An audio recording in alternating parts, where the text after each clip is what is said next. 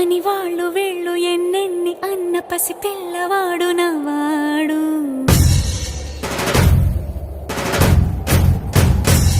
విడుముండోడు అని ఊరు వాడ అనుకున్న గాని మహారాజు నాకు నవ్వాడు.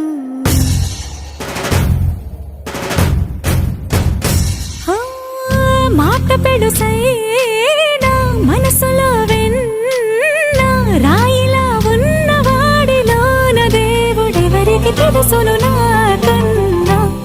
సూసేకి అగ్గిరవ్వ మాదిరే ఉంటాడు.